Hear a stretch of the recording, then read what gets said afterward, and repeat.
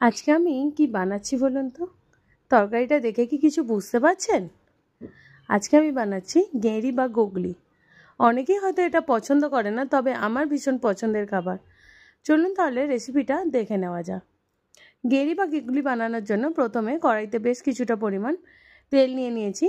তেলটা গরম হলে ধুয়ে পরিষ্কার করে রাখা গেঁড়িগুলোকে ভেজে নেব। আমি আজকে এখানে গেঁড়ির আলু দিয়ে ঝাল তৈরি করছি, তবে অনেকে এটা ঝোলও খায়।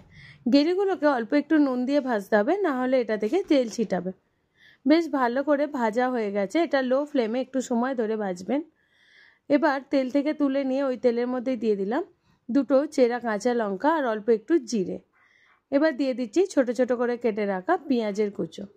পেঁয়াজটা দিয়ে একটু সময় নিয়ে লাল লাল করে পেঁয়াজটাকে ভেজে নিতে হবে।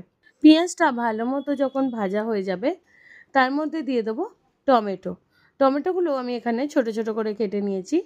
এবার পেঁয়াজ আর টমেটোটাকে কষিয়ে নিচ্ছি অল্প একটু। অনেকে গেঁড়ি বা গুগলির কলা পেঁপে দিয়ে ঝোলও খায়, এটা খুব উপকারী একটা খাবার।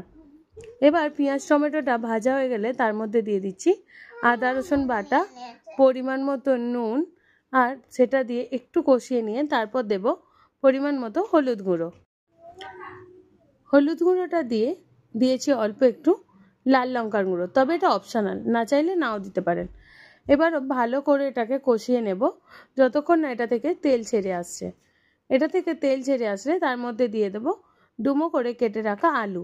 আলুগুলোকে আমি আগে থেকে ভেজে নিইনি, যদি আপনি চান এটা ভেজেও নিতে পারেন।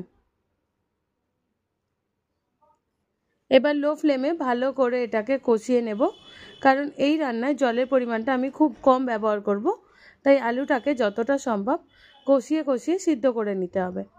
আলুগুলো বেশ ভালো করে যখন কষানো হয়ে গেছে, তার মধ্যে দিয়ে দিলাম ভেজে রাখা গেঁড়ি। আবারও বেশ কিছুটা সময় খুব ভালো করে কষিয়ে নেবো এটা।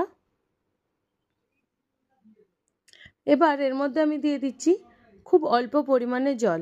জলটা দিয়ে আলু যতক্ষণ না সিদ্ধ হচ্ছে লো ফ্লেমে সিদ্ধ করে নেবেন।